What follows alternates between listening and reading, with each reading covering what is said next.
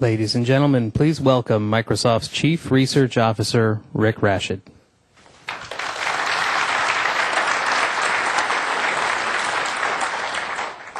Well, I'd like to welcome all of you to sunny Seattle. Unfortunately, when I got here an hour ago, it was snowing, so I won't be able to do that. But I will welcome you to Techfest 2012. I mean, this is, for me at least, one of my favorite times of the year because it's an opportunity for us to get so many of our researchers from around the world, here in one place, showing off a lot of their ideas and a lot of the technologies they've been developing, and having a chance to interact with our product groups, and of course, having a chance to interact with you. So, let me get moving on this. Now, as the video just showed, I came to Microsoft 20 years ago, actually now 20 and a half, to be precise, September of 1991. And I came to create Microsoft Research, to really start a fundamental basic research lab in the context of a software company, which is Microsoft. Now, the idea of Microsoft Research really started with a memo that Nathan Myhrvold, who was one of the people featured in that video, wrote to the board of directors of Microsoft in 1990, really saying that he felt that it was important that Microsoft make fundamental investments in computer science in order for it to be able to thrive and grow for the long-term future. Now, it was unusual in a sense to be making that kind of an argument in the context of a company like Microsoft back then, because Microsoft was a very small company. We only had a few thousand employees. We were just crossing over $1 billion in sales. And so it wasn't really clear that a company of that size would necessarily want to invest and make that kind of commitment to long-term fundamental basic research. But I think it's a statement about Microsoft. I think it's a statement about our vision as a company that we do tend to look at the long term. We try to play the long game. And so the decision was made by the board in 1990 to start Microsoft Research. They reached out, they hired me, brought me in September of 1991, and we've been building the lab ever since then. Now, through that whole period, we've always had a single mission. We've had the advantage, we've always had the same person running the organization, that's me, and I've always had the same mission. I haven't been messing with my mission statement. And this is the mission here. The key thing is to expand the state of the art in the areas that we do research. That's really our most important activity. Because if we're not doing that, if we're not really pushing the frontiers, then we're not really going to be that valuable as an organization to a company like Microsoft. Obviously, when we have great ideas, when things make sense, then that's the second part of our mission statement, which is we work really hard to get those ideas into our products. You'll see more about that in a bit. And then finally, the sort of overarching value that we bring to the company is really embodied in that third point, which is we're really here to make sure that Microsoft will be here 10 years from now, 15 years now, or 20 years from now. If you think back 20 years ago when Microsoft Research was started, very few of the companies that were Microsoft peers at that time still exist today. I mean, the technology industry is a constantly changing industry. You need to constantly be able to change. And having a fundamental basic research group like Microsoft Research gives Microsoft that ability to be agile and to change. Now, we've grown from a very small group to what is really now one of the largest basic research groups in the field of computer science. You see on the slide here, all the different locations that we have. We have 6 significant locations for doing basic research here in Redmond, Microsoft Research Redmond. Our second largest lab is in Beijing. Our third largest lab is in Cambridge, England. We have Bangalore, India. We have New England and Mountain View, California. But we also have other groups around the country as well. We have a small group doing quantum computing in Santa Barbara. We have joint research arrangements with INRIA in Paris. We have advanced technology teams. They're doing sort of advanced development work in Germany, in Egypt, and in Israel. So it gives you a sense of the reach and the breadth of the organization as it's grown. We have about 850 PhD researchers at Microsoft Research. To put that in perspective, that means about 1% of all Microsoft employees are PhD researchers doing fundamental basic research, which is a pretty significant fraction of the corporation. We cover a very broad range of research, and you'll see some of that today as you look around some of the exhibits that you'll be looking at. But we cover not just all the traditional areas of computer science, but we even reach out into what are increasingly becoming other areas of science that computer science is bleeding into, whether that be in areas like biology and chemistry and physics and environmental sciences. Increasingly, we're a part of those communities as well, because the entire field of computer science has, in a sense, merged into those areas. One of the reasons we have a global organization, and you saw that from the previous slide, is because we are really about hiring the best and the brightest people from around the world. In some sense, people often ask me, how do you decide, what you're doing research on, and how do you decide, what are the key areas that you're going to invest in? And I don't invest in specific research projects. I don't invest in specific areas. I invest in people. We try to hire the best and brightest people wherever we can find them, because that's what really drives long-term research. That's what really drives the innovations and the breakthroughs that are important to the company. The impact we have really stretches across all of Microsoft's products. And I think this slide does gives you kind of a sense of it. Really, there isn't a product that Microsoft produces that doesn't have either technology from Microsoft Research in it or wasn't built with technology from Microsoft Research. I mean, the impact we've had across our entire product line has been enormous. And really, when I was a university professor before coming to Microsoft, one of the reasons I came to Microsoft to start Microsoft Research was to have that kind of an impact. It was to make sure that the ideas, the technologies, the artifacts that we created in computer science research would have the ability to change the world and impact people. And we do that through our products and the things that we create. One way of thinking about research, is to think about it using, what we sometimes refer to as a four-quadrant diagram, which I got from Peter Lee, who heads up our research lab here in Redmond. And it gives you a sense of the kinds of research that we do. So over in the lower left-hand corner there, we do a lot of work that really enhances the mission of our product teams, that makes those products better in fundamental ways. So if you use a Windows phone, you use the text input facility there. The fact that it is so smart about the things that you're texting and can recognize what you're doing, that comes out of research work that we've done. If you use Bing, our ability to have Bing be competitive with Google in the marketplace and really exceed it in a number of areas has really come from the long-term investments we've made in information retrieval technology that is now embedded in our Bing products. And increasingly, we're taking Bing in new directions based on our research. We also create technologies that sustain our products. So you may, again, I mentioned some of the technologies we've created that really enhance the way we build our products. We've added new proof tools to be able to prove properties of our programs so that we can eliminate large categories of bugs. We've added fuzzy logic to be able to do analysis of our software systems to find problems that would be very difficult to find any other way.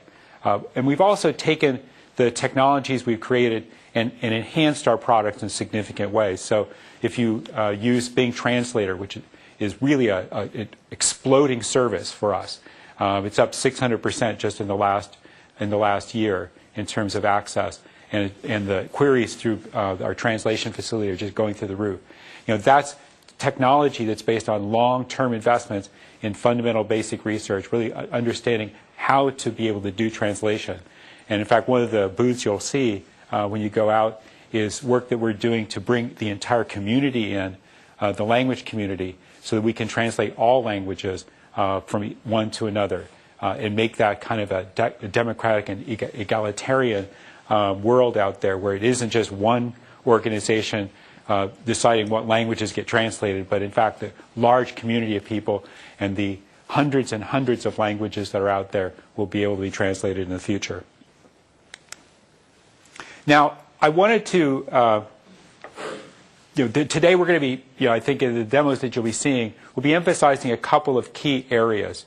And I wanted to highlight those and give you a couple of demonstrations so you have a chance to see some of the things that you'll be looking at in the demo booths later today. One of the trends, one of the things that's happening, and certainly Microsoft Research has been leading the drive in that area, is this notion that increasingly the virtual and the physical worlds are merging. I mean, part of this is happening because we're giving computers the same senses that we have. We're giving them the ability to see.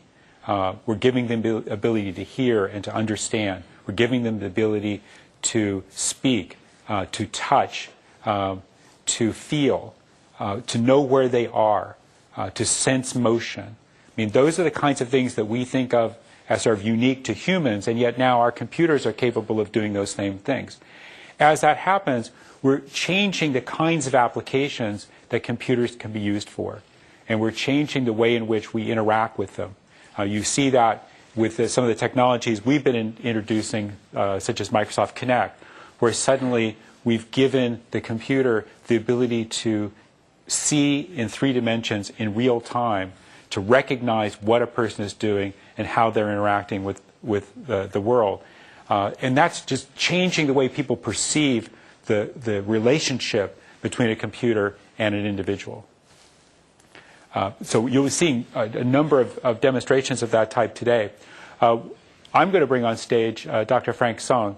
He's going to talk about some work that we've been doing in our Microsoft Research Asia Lab, specifically to address the problem of how do we make our computers speak, and in particular, how can we make them speak in multiple languages with a single voice. So Frank, can you show us what you've been working on? Thank you, Rick. So the next few minutes, and I'm going to tell you about TTS, or text-to-speech synthesis, and how to start a, say, English text-to-speech system. And we'll just go out, find an English speaker, collect speech data, and then train the TTS. Easy and simple. Similarly, we can do that for other language. But how about you have a monolingual speaker, you like his English, the TTS output, but unfortunately he's monolingual. Can we train a different language TTS for his voice? So this is really the challenge. A typical scenario that you do have mixed-coded or multi-language text to be read out or to be said by the TTS system.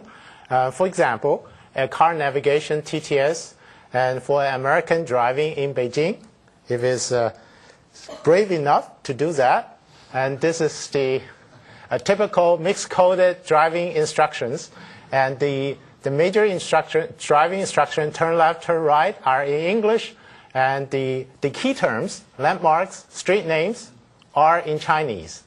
But can we do that? There are really serious challenges. So what we want to have is really a mixed lingual or multilingual TTS, but we still want the whole output to be seamless, to be spoken out in a consistent one single voice. Hopefully there's no gaps, no artifacts, glitches between transitions. And of course, you can find an easy way out and say, find a truly fluent bilingual speaker to record both Chinese and English and train those 2 TTS systems and merge them together. But of course, it's not always easy. Probably you like his English, but you don't like his Chinese, or the other way around. And so the challenge is really, can we do that using monolingual, say, English data to train a Chinese TTS? And to make the whole thing even more complicated or more challenging, because there are so many possible combinations, just the pairs or even triple or multiple language in one text. So let me just show you what we have done. This is really a monolingual female speaker, TTS, and then we use that training data to train the corresponding Chinese and mix them together in the output. So this is the driving instruction that I showed you earlier. Oh, sorry.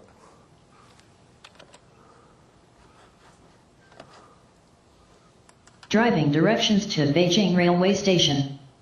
Head south on 中关村南大街, then toward 大会四路, turn left at 百世新桥, continue on to 西直门外大街. I hope that I convince you and the voice is consistent. So from Chinese to English or English to Chinese, still in one consistent female voice.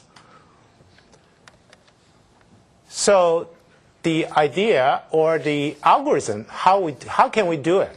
It's really starting with, we use a reference Chinese speaker, and the Chinese speaker sentence, we constructed the parameter trajectory, the fundamental frequency, the gain, the loudness, the spectral short time spectral information. But that's reference Chinese speaker. And we need to warp or to equalize the difference between the monolingual English speaker and this reference Chinese speaker. So we warp the trajectory toward that target English monolingual speaker. And then once we warp that, then we can do this so-called sausage. We break the English database into pieces, very small pieces, in this case 5 milliseconds a piece, and then construct all the pieces which are closest to the trajectory of the warp Chinese sentence. And then so we form a sausage-like network. So within the network, we do the optimal search to find what is truly the best concatenation of all these sequence of tiles. And once we do that, then we make one sentence. We can do that for many, many training sentences. And once we have those training sentences, then we can train our Chinese TTS. And so using the same technology, and then we try our boss and Rick. Rick? Okay, so what are you going to make me do now? Well, I know you are more than monolingual, but how about Spanish? No, I don't speak Spanish, I'm afraid. Well, all right. So here is the English, and so let's try to see how the TTS will speak out in Rick's voice, but in Spanish. Bienvenido a Techfest 2012, donde hoy se podrá ver de primera mano cómo Microsoft Research está estudiando las tendencias tecnológicas clave que definirán el siglo XXI. Or another question asking how to take the train from Madrid to Barcelona. Disculpe, ¿me puede decir cómo tomar el tren de Madrid a Barcelona? That's all trained from Rick's English recordings, about 1 hour. And so this is like putting words in your boss's mouth, right? Yeah, basically. Right, so. Basically. And could I ask for a raise? Only in Spanish. Only in Spanish. So next time we'll make a Chinese one. Actually, we do have a Chinese one for you too. All right. So I'll have to try that next time I'm in China. So to make the whole thing even more virtual, and so the Rick's boss, Craig Mundy, and too busy, so we only got 1 hour while he was staying in Beijing, and to do video and audio recording of his English. And one thing I'm pretty sure that he doesn't speak Chinese. I think probably some other language. So using that data, we construct Craig's English TTS plus his talking head or the avatar, 3D avatar. And so here is the... Hello everyone, I'm Craig Mundy, and it's my pleasure to be here today. With the help of this system, now I can speak Mandarin. All right, here comes the Mandarin. 谢谢，我现在会说中文，这真是太不可思议了。大家好，我是克雷格蒙迪，欢迎您来参加今天的研讨会。So, actually, to summarize, So with this technology, train multilingual TTS with only monolingual data from a speaker, and we will be able to do quite a few possible scenario applications, such as learning a foreign language to motivate the user or the learners to use his own voice in his mother tongue and to synthesize. If you try harder, you can achieve this kind of level. Or speech-to-speech translation. And so for monolingual speaker traveling in a foreign country, we'll do speech recognition followed by translation, followed by the final TTS output will be output in a different language, but still in his own voice. Or any kind of miscoded or multi-language text can be read out. So here is the URL, and welcome to our booth, and we'll show you the real-time demo. And we have a real-time machine ready for running mix text input. Great. Thanks, Frank. Thanks very much.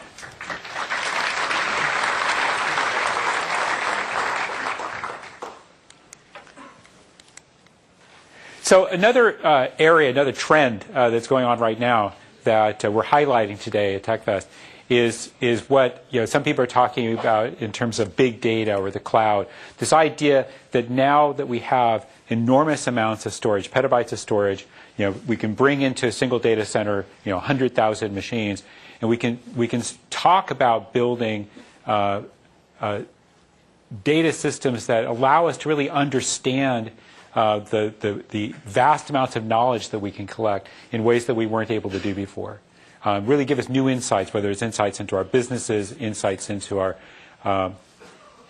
cells, into our biology, insights into the astronomy, or insights into the planet and the environment. So it's really, again, a way of thinking about solving the world's problems that's now new and different, and is really gated by technologies like Windows Azure. So I'm going to bring on stage Dr. Drew Purvis. Drew heads up our computational ecology and environmental sciences group at Microsoft Research Cambridge. And Drew's going to talk about some of the work that they've been doing in terms of building tools that really can analyze and process huge amounts of information in novel ways. And of course, one of the biggest sources of information is the planet itself. Drew? Thank you, Rick. Hi, everyone. I'm very excited today to be able to show you something called Fetch Climate, a tool that's come out of my group in Cambridge. The Fetch Climate allows experts and non-experts alike to very easily extract complex climate information. Climate has a special meaning. Climate describes a typical pattern of weather that you can expect to experience at different times and places around the world. People often say climate is what you expect, weather is what you get. As we all know, weather is highly unpredictable. I also had to make it through the snow this morning. But climate is very predictable. And the good news is there's huge amounts of climate data available. The bad news is, though, that it's extremely difficult for even the experts to extract useful information from those data, which is why we built Fetch Climate. It's an intelligent, automatic, and very quick service that lets people extract that complex information about the climate, either with just a few lines of code from inside a program or with a few clicks of the mouse through a browser. And that's what we're looking at here. So just to show you the sorts of things we can do, since we're in Redmond, we can go and find Redmond on the map. This is running on top of Bing Maps. And so before I came out to Redmond from Cambridge, I could have just clicked on the map and hit Fetch. And what this is doing is it's for the period 1961 to 1990, although we can choose other periods. It's taking the average temperature at that location. So what's happened there is a Silverlight application running in the browser has sent a message to a service running over Azure.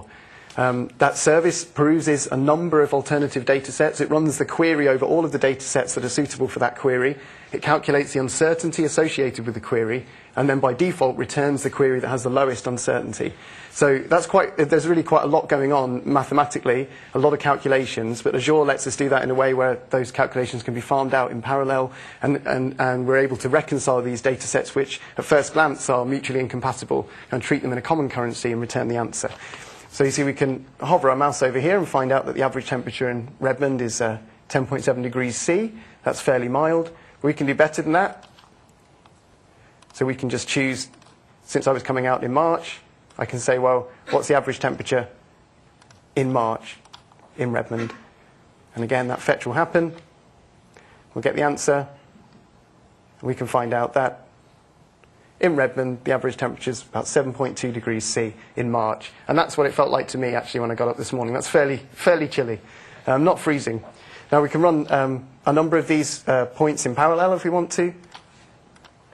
And again, then Azure will simply farm those calculations out. We can see the color scheme here matches the temperature. So we can see, although it's 7.2 degrees, like we just saw, it gets colder. And all the way up here, the average temperature in March is about minus 2.8, which is a lot colder. I'm just going to clear the regions now and do what's called a grid search. So I can just hold down Control and define a region over here. That's putting a grid, which will also be farmed out in parallel. Again, for the same period of years, 1961 to 1990 in March. And then we're actually visualizing the data on top of Bing Maps with another prototype tool from my group called Dynamic Data Display. And so we can see it's very easy then to create a map of temperatures like that. The kind of thing that would, at the moment, even experts would take quite a while to produce a map like that, and ordinary people wouldn't have a hope of even beginning. You can imagine, for instance, if you're planning where to put a hotel in the area, you could use that in that kind of scenario. If you want to share that information to enable others to see the same data, it's literally just as simple as copying the URL. So all of the information is contained in the URL. Silverlight application downloads. The query will be populated. And then the calculation will run again. The answer comes back, and we can visualize it. So we could, for instance, include that URL in an email and just say, dear such and such, I really don't think that's a good place to put a hotel. Have you checked out the temperatures? And just include that link in the email. We can also download the data. So I can download it to my desktop. Just give it a random name for now. And then if I go and open that, you can see all the information that's included in the data. So here's our query, all the query information that we put. We also get provenance back, so it tells us what data was used to fulfill the query. And we get the uncertainty. That's something that even the experts find really hard to place on these kinds of data, but that comes as just a standard part of a fetch climate query. So let's look at how we could use fetch climate in a kind of planning scenario. Just going to clear that region. So we can imagine that we're the Chinese government, let's say, and we're wondering where we're going to place our wind farms. So we can easily just define a grid over a particular region. And then now I'm just going to choose wind speed for this period, the whole year, etc. Hit fetch. And we can easily see then the wind speed over here is about 1 point something meters per second. But down here it's more like 3. And as you all know, the energy goes as the square of the wind speeds. That means you could expect to get 9 times as much energy out of your wind farm if you placed it there. On a slightly more trivial level, you can think about planning a holiday. And if, like me, you're from Britain, or indeed Seattle, you tend to crave sunshine. So we can just put a grid over the map now and choose sunshine fraction, hit fetch. We can run much higher resolution grids here. Everything's editable, so the query's configurable in a number of important ways. Notice we've got some weasel wording here that says, please note retrieval times can vary. And then we can see here that Spain, for example, at 62% of available sunshine, is over twice as sunny as Britain, which helps to explain why Spain is such a popular holiday destination for people from Britain. We perhaps didn't need fetch climate to tell us that, but I hope it illustrates the kind of thing it can do. Well, on a much more serious note, we can go to Africa. You've probably heard about African droughts and crops and so on. I can define a region here in Ethiopia and do a different kind of fetch. So instead of a spatial variation here, we can actually do a yearly time series between 1950 to 2009. I happen to know that the data stops prior to 1950. And what this is going, and I'm going to choose precipitation. And so what this is going to do, fetch climate is now calculating for that exact region on the map, the total rainfall in each year from 1950 to 2009. I can hover over the map and see certainly what looks like a worrying pattern of a 60-year decline in rainfall. You can visualize that here as well. This is also dynamic data display running. So Fetch Climate is live. Do search for it in Bing. It takes 2 or 3 links to get through. You get to an information page, but you can get to this Silverlight application. all you have to do is hold down Control to swipe regions, and so give it a go and let us know what you think. But before I hand back to Rick, I've actually prepared something that I thought might be interesting or useful for him. So Rick, the pattern of dots here on the map I think is probably quite familiar to you. And this is I think I've seen that before. Yeah, I think we even saw it a minute ago, didn't we? And so that's each of the Microsoft Research labs. And what you can do is hover over here and have a look at a typical year's seasonality of rainfall. And I think what you'll find is it tells you that Seattle is the wettest lab most of the time. However, in the middle of the summer, Bangalore and Beijing are really wet. And perhaps no surprise, but the Cambridge lab where I'm from is a constant drizzle all year round. So, yeah, I don't think we actually had this available when we decided where to put the labs. No. So now I'm thinking about Spain. Okay. Okay. So I'll send you that URL in an email, and you can use that when you're planning your next visit. Okay. So perfect. All right. Thanks, cheers. Drew. Thank you very much. Cheers. Thanks, everyone. So again, these are demos you'll be able to get a chance to look at a little bit more when you go out to the floor, and it gives you a sense again of the ability now to be able to apply machine learning, mathematics, large-scale computation, and be able to do process huge amounts of data in parallel and really bring that together to be able to give people real intelligence about whatever it is that they need to be looking at, in this case, climate. Well, Microsoft Research is really a unique asset. We are the #1 institution in the world in terms of publishing basic research in computer science. We get more best paper awards than any other organization in the world.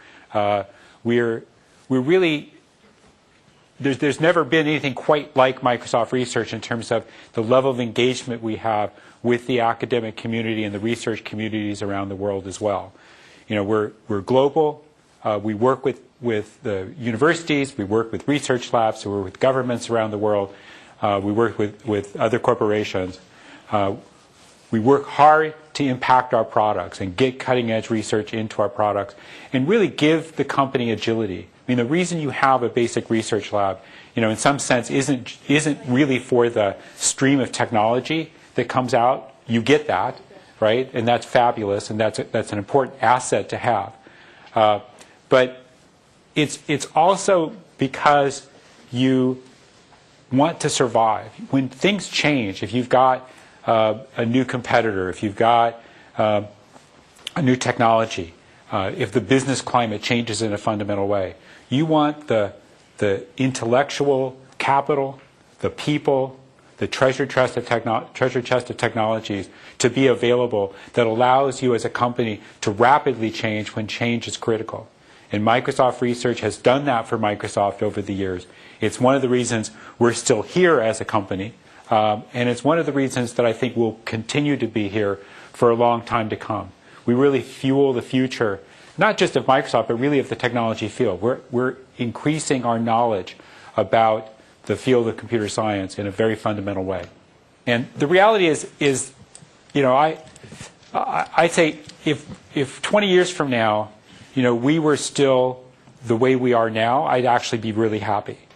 But if, as an organization, we're continuing to push the state of the art, if we still have the same set of values in terms of the way we do our work and how we do it, the way we work with our products,